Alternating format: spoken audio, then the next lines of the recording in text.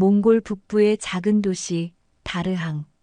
그런데 그곳 사람들의 입에서 흘러나온 첫 마디는 한국어였습니다. 시장 간판엔 김치마트, 학교 복도엔 서울반이 붙어 있었죠.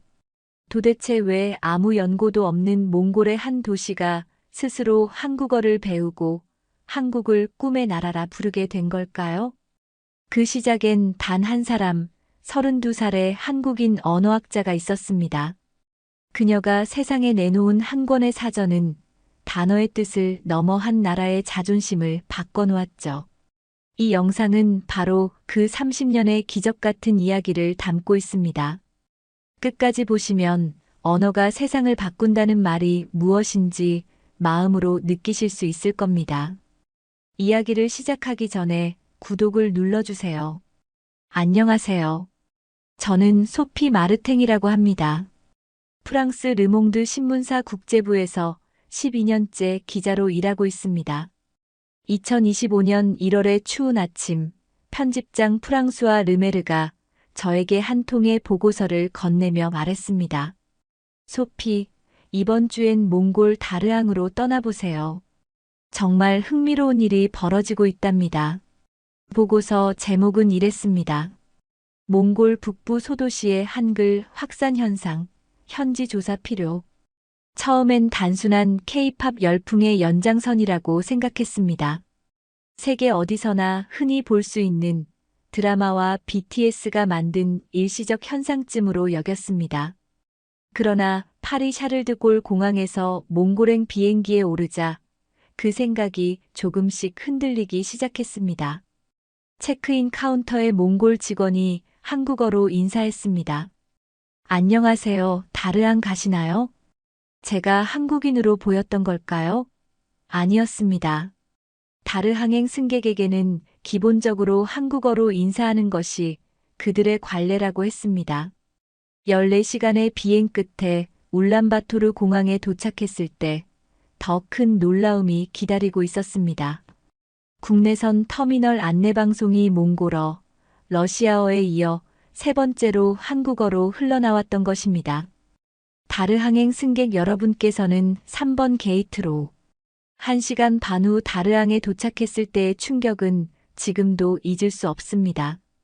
공항 입구 간판에는 다르항 공항 환영합니다. 아래에 똑같은 크기의 한글 문구가 병기되어 있었습니다.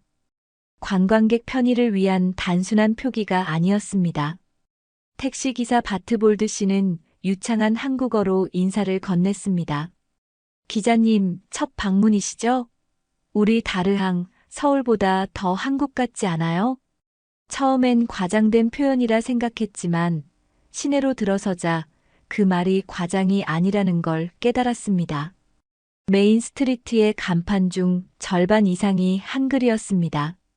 김치마트, 서울 패션, 부산의 물, 제주 카페 심지어 전통 몽골 식당마저 울란바토르 게르 식당이라는 한글 간판을 달고 있었습니다.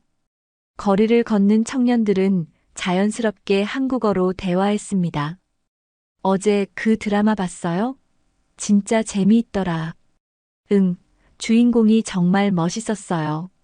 그들은 자막 없이 한국 드라마를 보고 K-팝 가사를 외우며 일상 대화를 한국어로 나누고 있었습니다. 편의점 점원도 카페 바리스타도 자연스럽게 한국어로 응대했습니다. 순간 서울 홍대 어느 카페에 와 있는 듯한 착각이 들었습니다. 그날 밤 호텔로 돌아와 생각했습니다. 이건 단순한 한류가 아니야. 언어는 문화의 뿌리이자 정체성입니다. 10만 명 남짓한 도시에서 한국어가 이렇게 자연스럽게 쓰인다는 건 분명 깊은 이유가 있을 거라 느꼈습니다. 다음 날부터 시장, 학교, 관공서 등을 돌아다니며 취재를 시작했습니다. 그리고 며칠 뒤 모든 변화의 중심에 선 인물이 있다는 사실을 알게 되었습니다. 그의 이름은 윤혜림, 서울대학교 언어학과 출신의 언어학자.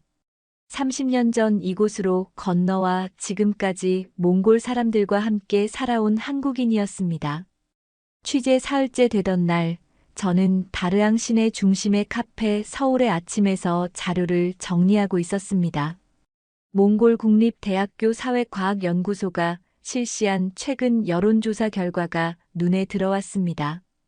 외국과의 경제협력 선호도를 묻는 질문에 응답자의 81%가 한국을 매우 선호한다고 답했습니다. 러시아 23%, 중국 14%. 수치는 명확했습니다. 자유서술 답변을 읽으며 저는 깨달았습니다. 한국은 단 한 번도 우리를 깔보지 않았다.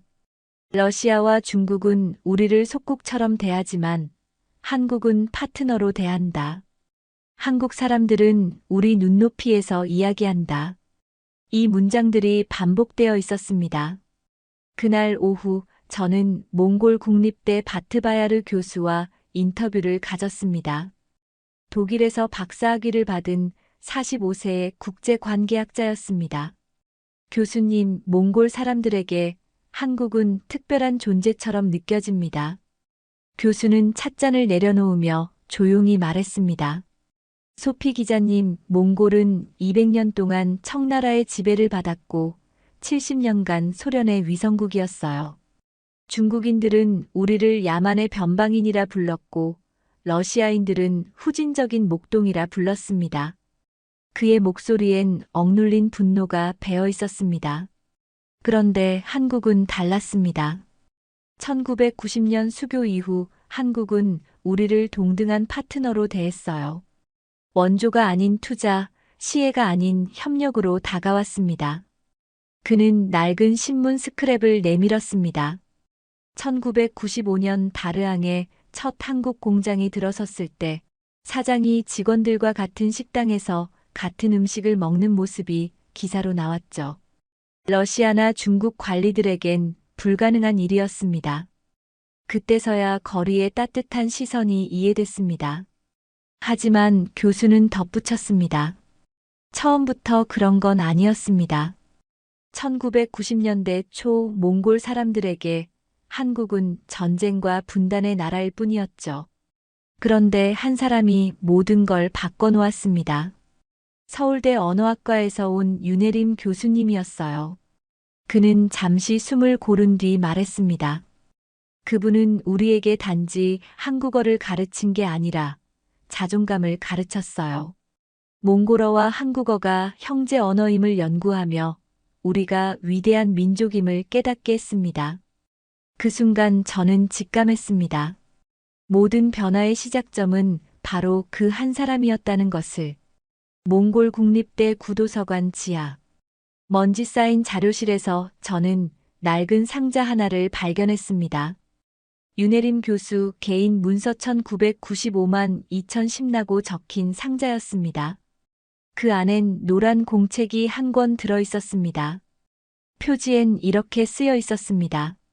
언어는 곧 존엄이다. 잘못된 언어는 잘못된 인식을 낳는다. 그녀가 처음 몽골에 왔던 1995년 32살의 젊은 언어학자였습니다. 그런데 그녀가 확인한 기존의 조선어 몽골어 사전엔 충격적인 오류가 가득했습니다. 사랑이 적으로, 평화가 전쟁으로, 친구가 원수로 번역돼 있었습니다. 은퇴한 바트바야르 교수는 그날의 일을 회상했습니다.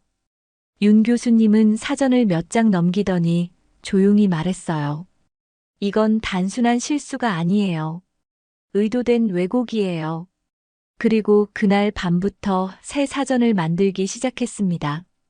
그녀의 작업일지는 새벽 4시부터 시작되었습니다. 단어 조사, 예문 수집, 시장 조사, 학생 피드백까지 모두 손글씨로 기록되어 있었습니다. 그 작업은 15년간 이어졌습니다. 8만 5천 장의 원고, 3만 5천 개 단어, 2010년 출간된 한국어 마이너스 몽골어 표준 사전. 첫 장에는 이런 문장이 적혀 있었습니다. 사랑은 사랑이라고 배워야 한다. 그리고 그 시작은 사전이다. 몽골 교육부는 즉시 이 사전을 교재로 채택했고 지금은 142개 세종학당에서 13만 명이 이 사전을 통해 한국어를 배우고 있습니다. 채책 선생님은 말했습니다. 이 사전 덕분에 학생들이 더는 부끄러워하지 않아요. 틀린 뜻을 배우는 시대는 끝났어요. 윤 교수는 한 단어를 바로잡기 위해 인생을 바쳤습니다. 그리고 그 하나의 단어가 한 도시의 언어와 문화를 바꿨습니다. 그날 밤 저는 기사 초안을 이렇게 썼습니다. 이 기적은 한 권의 사전에서 시작되었다. 다르앙 중심가의 오래된 시장 골목 끝 코리안 마트라는 작은 가게 앞에 섰습니다. 간판에는 한글과 키릴 문자가 나란히 쓰여 있었습니다. 코리안 마트. 가게 주인 바트바야르 씨는 구수한 한국어 억양으로 인사했습니다. 파리에서 오셨어요? 아, 르몽드 기자분. 그의 딸 소피 씨는 어린 시절 김치 때문에 놀림받던 기억을 떠올렸습니다. 그 냄새 난다고 중국 음식 아니냐고 손가락질 당했어요. 그런데 지금은 친구들이 줄 서서 김치를 사가요. 바트바야르 씨는 1990년대 한국 건설 현장에서 일하며 번 돈으로 이 가게를 열었다고 했습니다. 그땐 냄새 난다고 욕도 먹었죠. 그런데 KBS 드라마가 바꿨어요. 사람들이 김치찌개, 떡볶이를 보며 그 맛이 궁금하다고 말하기 시작했죠. 그는 냉장고에서 김치를 꺼내 보이며 웃었습니다. 이건 한국에서 배운 그대로의 레시피예요. 제 땀의 맛이죠. 그의 딸은 현재 세종학당 교사로 일하고 있습니다. 아버지가 만든 음식을 통해 친구들이 웃는 걸 보면서 저도 한국어를 공부했어요. 결국 그 길로 제 인생이 이어졌어요. 이 가게는 단순한 식료품점이 아니었습니다. 노동자의 땀방울이 문화의 씨앗이 되어 세대를 잇는 연결이 되었습니다. 바트바야르 씨는 마지막에 이렇게 말했습니다. 그땐 돈 벌러 갔지만 지금 생각하면 한국이 우리 가족의 인생을 바꿔줬어요. 저는 기사에 이렇게 썼습니다. 경제로 뿌려진 씨앗이 문화라는 꽃을 피운다. 다르한 국립대학교 캠퍼스 중심부에 들어섰을 때 저는 잠시 걸음을 멈췄습니다. 유리 외벽으로 지어진 5층 건물 전면에는 두 문장이 새겨져 있었습니다. 한국학센터, 그리고 그 아래 키릴 문자로자. 그 순간 이곳이 지금까지 제가 취재해온 모든 이야기의 정점이라는 걸 직감했습니다. 로비 안으로 들어서자 전시 공간이 눈에 들어왔습니다. 유리 진열장 안에는 누렇게 바랜 원고 묶음 하나가 놓여 있었습니다. 작은 팻말에는 윤혜림 교수 친필 사전 초고 1997라고 적혀 있었고 그 옆에는 그녀의 젊은 시절 사진이 함께 걸려 있었습니다. 기자로 수많은 역사를 기록해왔지만 그날만큼 언어의 힘을 절실히 느낀 적은 없었습니다. 단어 하나가 사람들의 인생과 도시의 정체성을 바꿔놓을 수도 있다는 사실을 깨달았기 때문입니다. 3층 강의실에선 수업이 막 끝난 참이었습니다. 저는 학생 한 명을 붙잡고 인터뷰를 요청했습니다. 그의 이름은 바트오치르, 한국학과 3학년 학생이었습니다. 그의 할아버지는 1990년대 초 한국 건설 현장에서 일하며 가족의 생계를 꾸렸고 그가 보낸 돈 덕분에 바트오치르는 지금 이 대학에서 공부하고 있었습니다. 처음엔 할아버지가 반대하셨어요. 한국은 일하러 가는 곳이지 공부하러 가는 곳이 아니라고 하셨죠.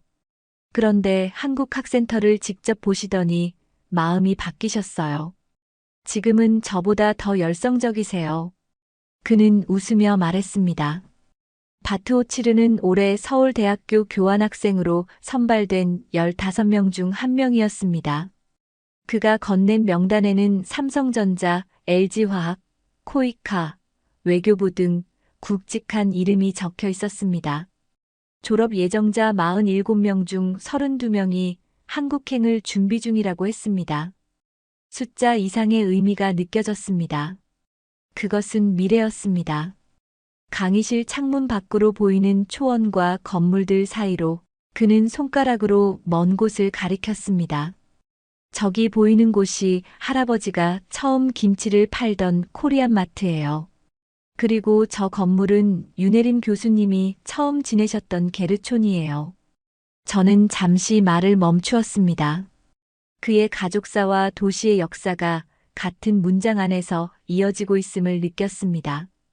할아버지가 흘린 땀방울이 제게는 꿈의 사다리가 되었어요.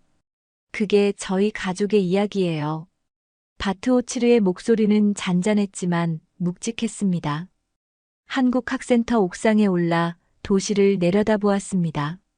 한글 간판이 질비한 거리, 초원, 학교, 시장. 모든 풍경이 연결된 하나의 거대한 서사처럼 보였습니다. 언어에서 시작해 음식과 교육, 그리고 산업으로 이어진 변화. 그 궤도 위에는 한 사람의 헌신과 한 세대의 노력이 있었습니다.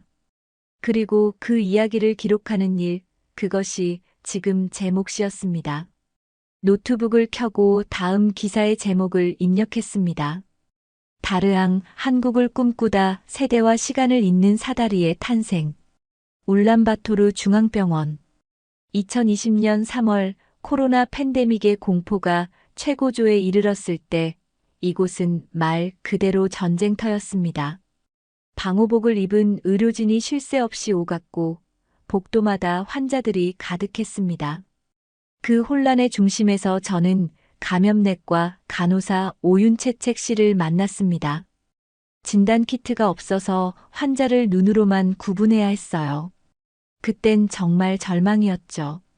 그녀의 목소리는 차분했지만 그날의 긴장이 아직도 손끝에 남은 듯 했습니다. 그러나 변화는 예기치 않게 찾아왔습니다. 한국에서 보낸 구호 물품이 도착한 날이었습니다. SD바이오 센서의 진단키트 10만 개가 울란바토르 공항에 내려졌습니다. 그날 모든 의료진이 울었어요. 비로소 확진과 음성을 구분할 수 있게 되었거든요. 그때 처음으로 희망이 생겼어요. 몽골 정부는 즉시 모든 검사를 한국산 키트로 전환했고 확진자 수는 빠르게 안정되었습니다. 오윤채책 간호사는 KBS 뉴스를 통해 본 한국의 드라이브스루 방식을 참고해 몽골식 이동 검사소를 직접 제안했다고 했습니다. 한국은 단순히 기술이 좋은 나라가 아니에요. 위기 속에서도 질서 있게 움직이는 나라예요. 그게 우리에게 신뢰를 줬죠. 며칠 뒤 다르앙으로 돌아왔을 때 저는 익숙한 풍경을 보았습니다. 김치와 라면을 사려는 사람들의 줄이 가게 밖까지 이어져 있었습니다. 한 남성이 제게 말했습니다. 김치요? 요즘 면역력에 좋다잖아요. 우리 가족은 아침마다 김치 먹어요. SNS에는 K-방역, 김치 유산균, 손소독 루틴 같은 단어가 유행처럼 번졌습니다. 예전엔 냄새 난다고 손가락질 받던 김치가 이제는 건강의 상징이 되었습니다. 바트 바야르 씨는 웃으며 말했습니다. 인생이란 참 재밌어요. 그때 욕먹던 게 지금은 약이 됐으니 말이에요. 며칠 후 한국학센터에서 열린 화상 세미나에서 오윤채책 씨는 이렇게 말했습니다. 한국은 기술이 아니라 신뢰를 수출한 나라입니다. 청중들의 박수가 쏟아졌습니다. 전염병은 국경을 넘었지만 신뢰는 더 멀리 자라났습니다. 저는 기사에 이렇게 썼습니다. 전염병은 국경을 가리지 않지만 신뢰는 국경을 넘는다. 에르데네트시 외곽. 넓은 구릉지대에 거대한 크레인들이 서 있었고 바쁘게 움직이는 인부들 사이로 POSCO 몽골 광업공사 구리 재련소 건설 현장이라는 표지가 보였습니다. 그곳에서 반가운 얼굴을 다시 만났습니다. 몇 달 전 대학 강의실에서 인터뷰했던 바트오치르 학생이었습니다. 이제 그는 안전모를 쓰고 현장 엔지니어들과 함께 도면을 검토하고 있었습니다.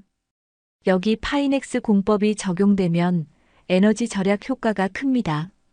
기존 대비 약 30% 절감돼요. 그의 정확한 통역에 몽골 기술자들이 고개를 끄덕였습니다.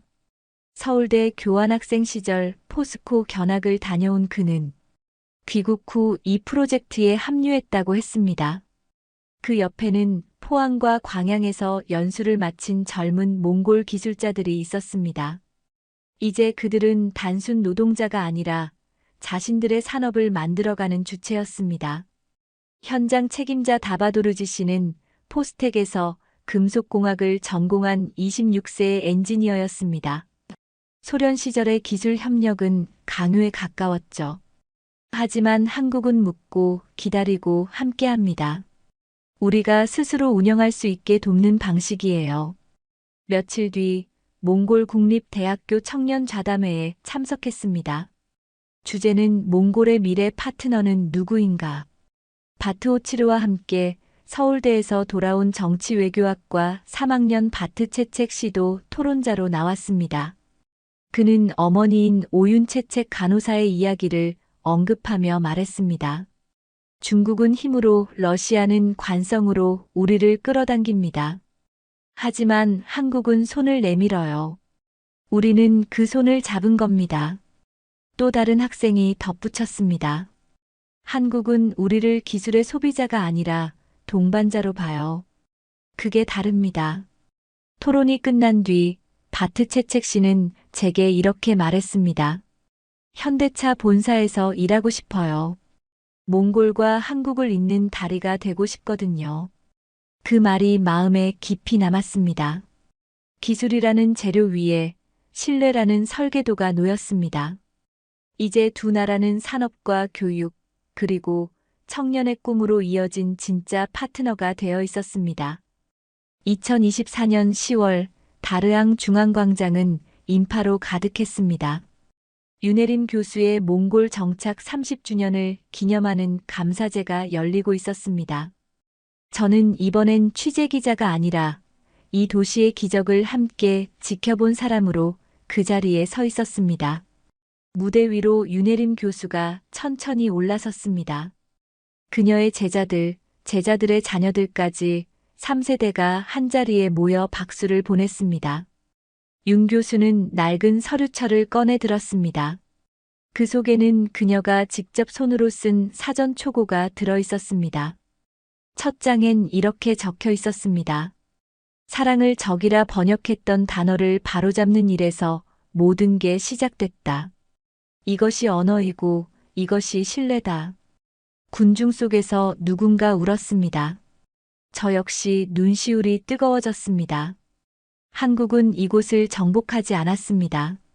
언어와 문화, 그리고 존중으로 연결된 부드러운 영향력, 그것이 바로 이 도시의 기적이었습니다.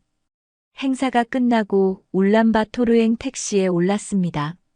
운전기사 바트맨드 씨는 50대 중반의 다르앙 출신이었고 차 안에는 한국 트로트가 흘러나왔습니다. 이 노래 좋아하세요? 좋아하죠. 요즘은 아리랑도 부릅니다. 그는 몽골어로 번역된 아리랑을 따라 부르기 시작했습니다. 그의 목소리에 한국어 단어 몇 개가 자연스럽게 섞여 있었습니다. 사랑해, 고마워, 안녕. 창밖으로 펼쳐진 몽골 초원이 천천히 흘러가고 있었습니다. 이제 다르앙은 제게 단순한 취재지가 아니라 마음의 고향처럼 느껴졌습니다. 공항 대합실에서 마지막 메모를 남겼습니다. 한국의 소프트 파워는 총칼이 아니라 한 권의 사전에서 시작되었다. 정복이 아닌 존중, 지시가 아닌 선택이었다. 30년이 지난 지금 몽골의 젊은이들이 한국을 꿈의 나라라 부르는 이유는 바로 여기에 있다. 비행기가 활주로를 박차고 오를 때 창밖 아래로 다르앙의 불빛이 멀어졌습니다. 윤 교수의 사전이 전시된 한국학센터, 바트바야르 씨의 마트, 그리고 한국어로 대화하던 학생들이 눈앞에 스쳐 지나갔습니다. 이 기적은 숫자로 표현될 수 없습니다. 언어로, 관계로, 그리고 사람들의 기억 속에 남아있을 것입니다. 그럼 오늘 이야기는 여기까지입니다. 영상을 시청해주신 모든 분들 고맙습니다. 구독과 좋아요 부탁드립니다. 감사합니다. 탕, 탕. 로스앤젤레스 다운타운 편의점에서 총성이 울려 퍼졌습니다. 안에 인질이 몇 명 있는지 확인 안 됐습니다. 용의자는 30대 남성으로 추정되며 권총을 소지하고 있어요. 경찰차들이 편의점을 포위한 가운데 CNN 중계진이 현장에 도착했습니다. 카메라 돌려. 이거 큰 뉴스야. 그런데 믿을 수 없는 일이 벌어졌어요. 모든 경찰견들이 겁먹고 후퇴한 그 순간, 며칠 전까지만 해도 전 세계의 조롱을 받던 2마리 한국 개가 현장으로 달려간 겁니다. 저 개들이 뭘 할 수 있겠어? 명령어도 못 알아듣는 애들이. 하지만 20분 후 전 세계가 충격에 빠졌습니다. 도대체 그 편의점에서 무슨 일이 벌어진 걸까요? 그리고 왜 CNN 감독은 진돗개들을 그렇게 무시했던 걸까요? 지금부터 그 놀라운 반전의 이야기를 들려드리겠습니다. 제 이름은 레베카 체이스입니다. 45살이고요. CNN 사나 그레이트 빅스토리에서 18년째 다큐멘터리 감독을 하고 있어요. 매일 아침 7시 30분, 저는 CNN 센터 지하주차장에서 하루를 시작해요. 엘리베이터를 타고 42층으로 올라가면서 스마트폰으로 밤새 들어온 뉴스 알림들을 체크하죠. 제 사무실은 그레이트 빅스토리 팀 한가운데 위치해 있어요. 유리벽으로 되어 있어서 팀원들의 움직임이 한눈에 보이죠. 책상 위에는 항상 3개의 모니터가 켜져 있고 하나는 실시간 뉴스, 하나는 편집 프로그램, 나머지 하나는 시청률 데이터를 보여줍니다. 18년간 이 일을 해오면서 시청률 수치만 봐도 어떤 방향으로 가야 할지 감이 와요. 진실을 찾아 세상에 알리는 일이라는 사명감이 저를 움직이게 하죠. 2024년 3월 12일 오전이었습니다. 평소처럼 커피를 마시며 다음 기획을 생각하고 있는데 대학 동창 톰에게서 전화가 왔어요. 레베카, 너 이거 알아? 우리 LA 경찰서에서 한국 개들 테스트하고 있는데 완전 웃기는 상황이야. 톰은 LA 경찰서 K9 유닛에서 15년째 일하는 베테랑이었거든요. 한국 개들이? 응, 진돗개라고 하는데 한미 협력 강화 차원이라든가 뭐라든가. 어떻든 한국 천연기념물이래. 근데 정말 한심해. 기본 명령어도 못 알아듣고 어제는 우리 독일 셰퍼드 맥스한테 물리기까지 했어. 순간 8년 전 그 끔찍한 기억이 떠올랐습니다. 베벌리힐스 근처 개 공원에서 제 딸 사라가 중국 차우차우에게 물렸던 그날 말이에요. 푸들푸들해 보이던 차우차우가 갑자기 사라의 팔뚝을 물었을 때 응급실에서 18바늘을 꿰매며 울던 딸의 모습이 생생했거든요. 역시 아시아 개들은 예측 불가능해. 중국 개든 한국 개든 다 똑같아. 그렇지? 내일 공개 시연도 있는데 완전 망신당할 것 같아. 한국 관계자들, 언론까지 와서 보는데 말이야. 그때 제 머릿속에서 번뜩 아이디어가 떠올랐어요. 이거 완전 특종감 아닌가? 톰, 그거 언론 공개 행사 맞지? 나도 추가 취재진으로 들어갈 수 있을까? 물론이지. 어차피 여러 언론사 오는데 너희 CNN도 환영이야. 너 같은 전문가가 보면 더 재밌을걸? 전화를 끊고 저는 편집장 데이비드에게 달려갔어요. 데이비드, 완전 흥미로운 소재가 있어요. 내일 LA 경찰서에서 한국 진돗개 공개 시연이 있는데 현장에서 생중계하면서 실체를 보여주는 거예요. 오, 좋은데? 요즘 K-팝, K-드라마 열풍이라 한국 관련 콘텐츠는 확실히 클릭되거든. 맞아요. K-팝은 세계적인데 K-독은 삼류네. 이런 각도로 현장에서 바로 보여주면 어떨까요? 제 안에 PD 본능이 작동했어요. 조롱 콘텐츠는 항상 바이럴됩니다. 게다가 개인적 원한까지 풀 수 있다니 이보다 완벽한 소재가 어디 있겠어요. 추가 취재비 2만 달러로 내일 현장 생중계 어떠세요? 한국 개들의 실체를 생생하게 보여드리겠습니다. 그날 저녁 집에 돌아가 딸 사라에게 말했죠. 사라야, 엄마가 아시아 개들이 얼마나 과대 포장된 건지 세상에 보여줄 거야. 사라가 숙제하던 손을 멈췄어요. 엄마, 아직도 그때 일 때문에 화나? 당연하지. 너를 다치게 한 건 용서할 수 없어. 8년 전 응급실에서 의사가 했던 말이 떠올랐습니다. 차우차우는 경계심이 강한 개라 갑작스런 접촉에 공격적으로 반응할 수 있어요. 아시아 개들 특성상 예측하기 어려운 면이 있거든요. 그때부터 저는 중국, 한국, 일본 개들을 모두 같은 선상에서 봤어요. 위험하고 예측 불가능한 아시아 개들이라고 말이죠. 3월 13일 오전 9시, 저는 카메라 크루 2팀과 함께 LA 경찰서 K9 유닛 훈련장에 도착했어요.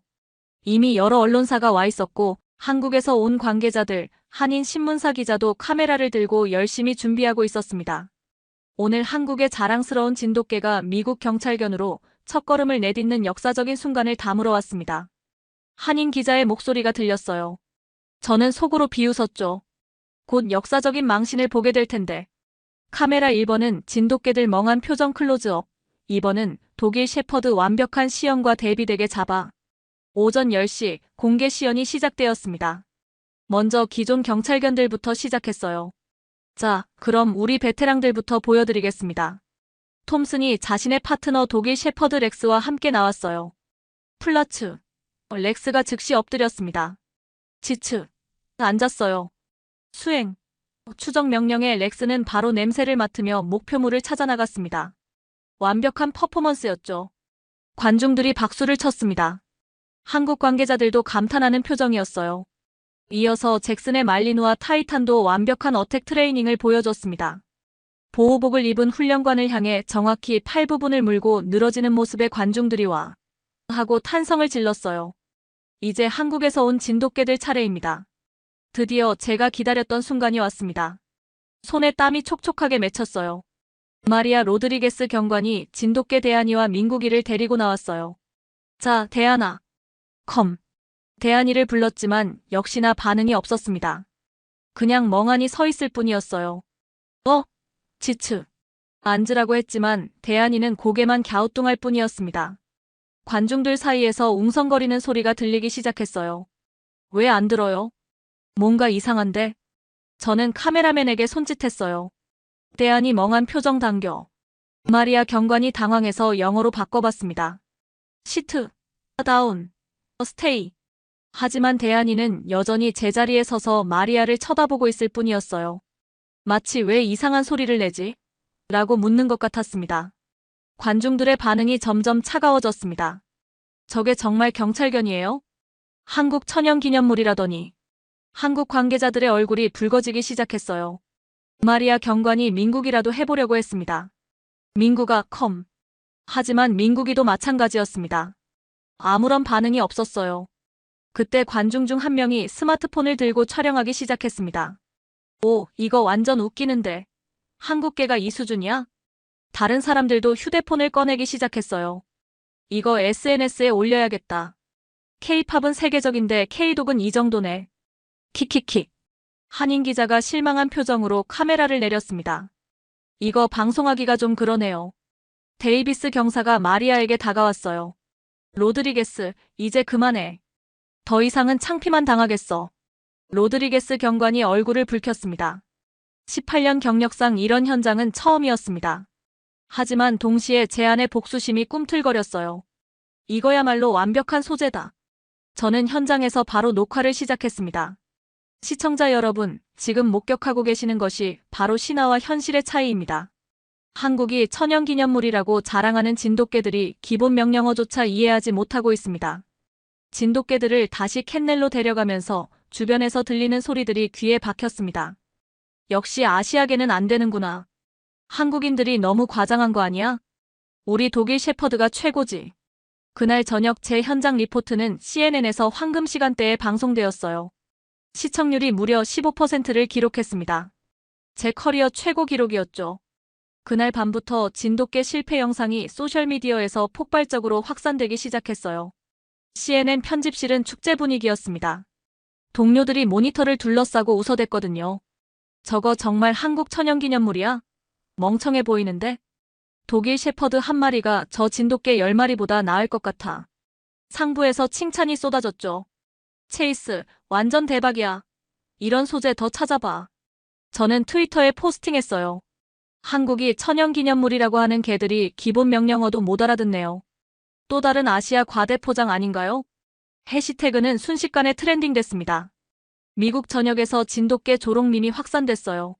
진돗개 실패, 한국 개망신, 독일개 클래스 등이 전 세계 트렌딩 1위에 올랐고 각종 패러디 영상들이 쏟아져 나왔죠. 댓글들도 가혹했어요. 개고기 문화라 그런가? 역시 메이드 인 코리아는 안 되네. 킥킥킥, 독일 기술력이 최고다. 집에서 딸 살아도 친구들과 진돗개 실패 영상을 보며 웃고 있었거든요. 엄마 맞다, 아시아 개들 정말 이상해. 남편 마이클이 우려를 표했어요. 여보, 너무 심한 거 아니야? 편견을 조장하는 것 같은데. 당신은 사라가 얼마나 고생했는지 몰라. 8년 동안 걔 무서워해서 친구들과 어울리지도 못했는데 이제야 진실이 밝혀진 거야. 제 마음속에서는 쾌감이 밀려왔어요. 드디어 복수하고 있다는 느낌. 그리고 PD로서도 대성공이었거든요. 한국에서 반발이 시작됐지만 저는 개의치 않았습니다. 표현의 자유야. 사실을 보도한 것뿐이야. 사실 저는 이미 다음 기획도 생각하고 있었어요. 아시아 신화의 실체 연작 시리즈로 중국의 용, 일본의 사무라이 정신, 한국의 천연 기념물 등을 차례로 까는 거였죠. 시청률은 보장된 거나 마찬가지였어요. 3월 25일 오후 2시 15분, 갑자기 CNN 뉴스룸에 긴급 상황 알림이 울렸어요. 편의점 무장강도 사건 발생. 용의자 총기 소지, 인질 있음. 저는 즉시 현장 중계진에게 지시를 내렸습니다. 카메라 돌려. 이거 큰 뉴스 될 것 같아. LA 경찰서 K9 유닛 셰퍼드와 대조할 수 있겠어. 그리고 진돗개들도 완전 무능 입증되는 거야. 현장에 도착한 중계진으로부터 이상한 보고가 들어왔어요. 감독님, 경찰견들이 모두 겁먹고 후퇴했는데 진돗개 2마리가 캔넬에서 빠져나와 현장으로 향하고 있습니다. 뭐? 저 한국개들이 뭘 할 수 있겠어? 명령어도 못 알아듣는 애들이. 저는 이때까지도 진돗개들을 우습게 봤어요. 오히려 기대됐죠.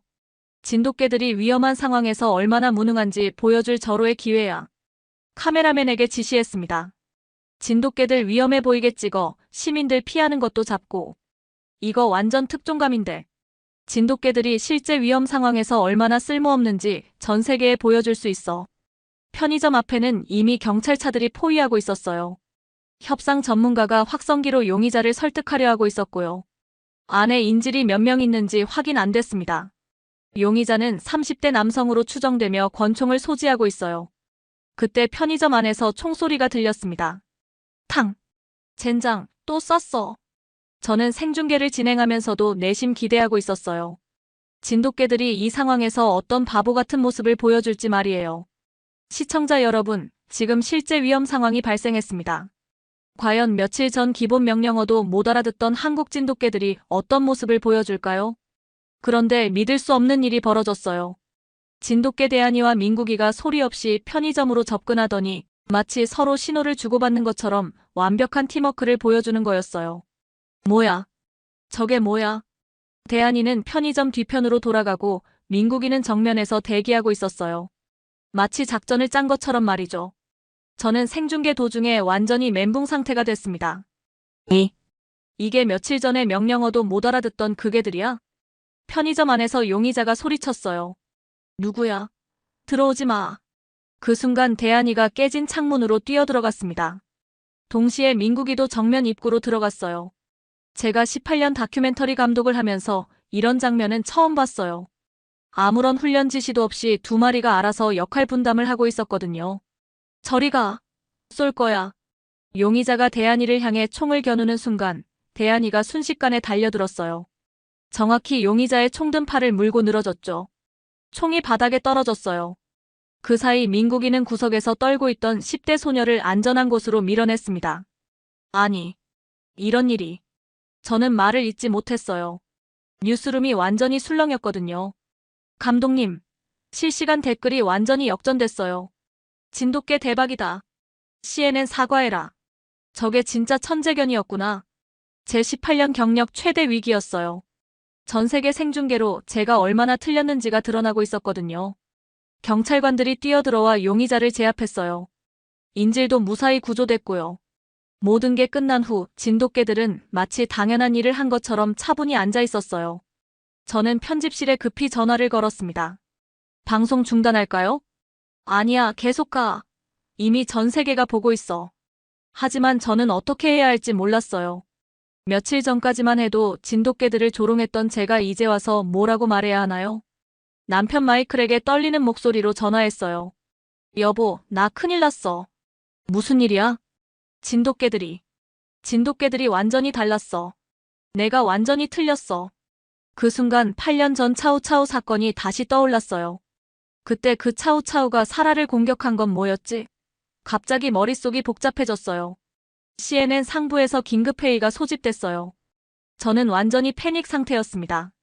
그 다음 날부터 저는 미친 듯이 팩트체크를 시작했어요.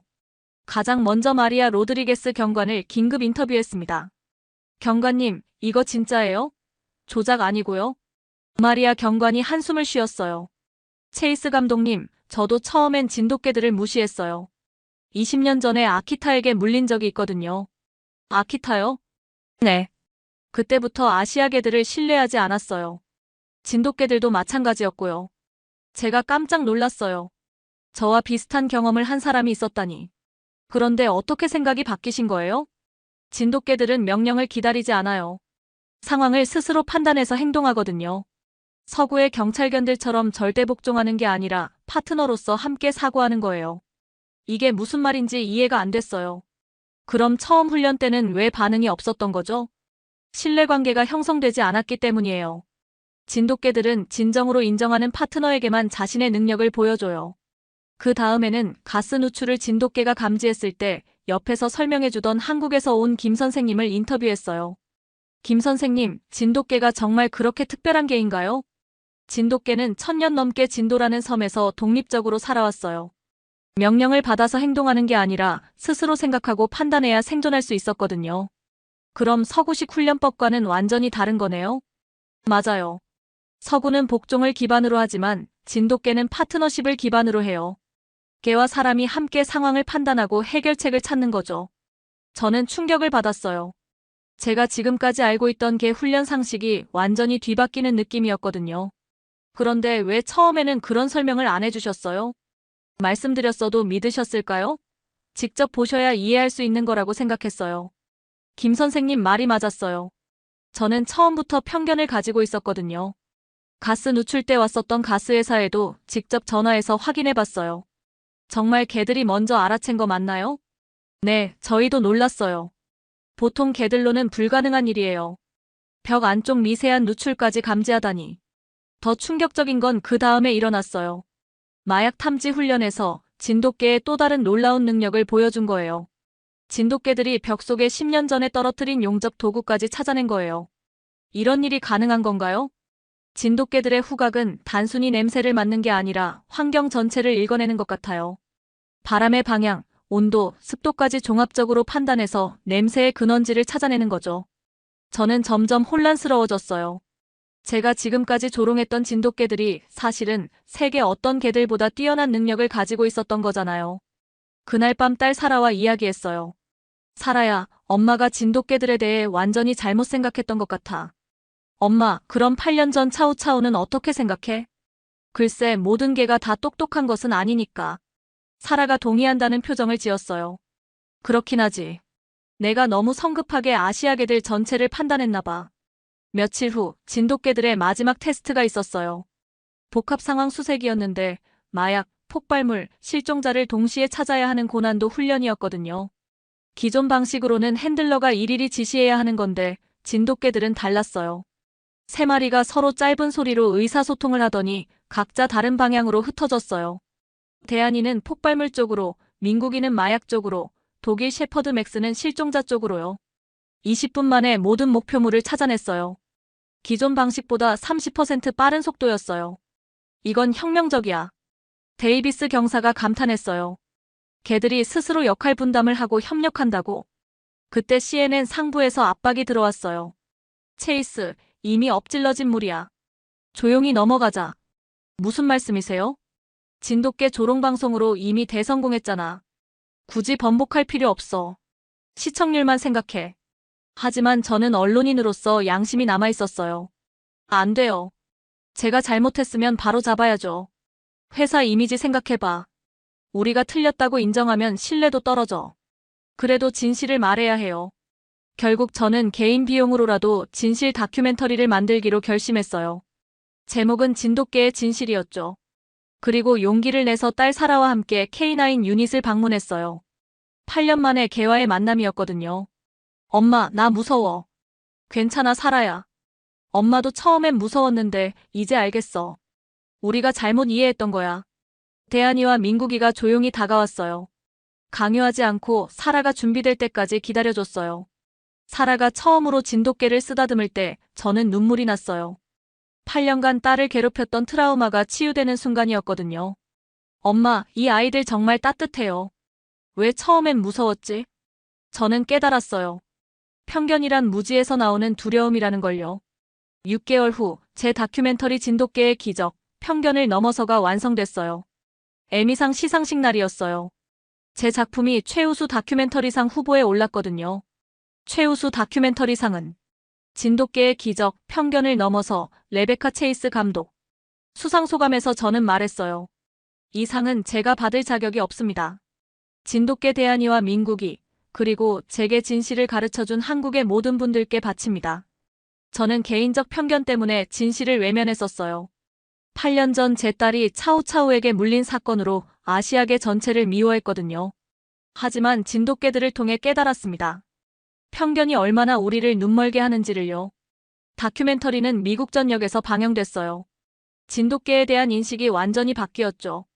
FBI에서도 진돗개 도입을 검토하기 시작했고요. 딸 사라는 이제 진돗개 보호단체에서 자원봉사를 해요. 엄마, 편견 때문에 얼마나 많은 아름다운 것들을 놓쳤을까요? 저는 답했어요. 하지만 이제 알았으니까 더 늦기 전에 바꿔나가자. CNN 뉴스룸에는 지금도 진돗개 대한이와 민국이의 사진이 걸려 있어요. 편견을 넘어선 진실이라는 문구와 함께요. 저는 이제 알아요. 진정한 언론인이란 자신의 편견을 인정하고 진실을 추구하는 사람이라는 걸요. 그리고 진돗개들은 저에게 그 용기를 가르쳐준 최고의 선생님이었어요. 제가 처음에는 복수심과 조롱으로 시작했던 이 프로젝트가 결국 제 인생을 완전히 바꿔놨어요. PD로서도 엄마로서도 한 사람으로서도 말이죠. 진돗개들 정말 고마워요. 여러분이 저를 더 나은 사람으로 만들어주셨어요. 지금까지 CNN 다큐멘터리 감독 레베카 체이스의 이야기를 들어보셨는데요. 어떠셨나요? 편견이란 정말 무서운 것 같아요.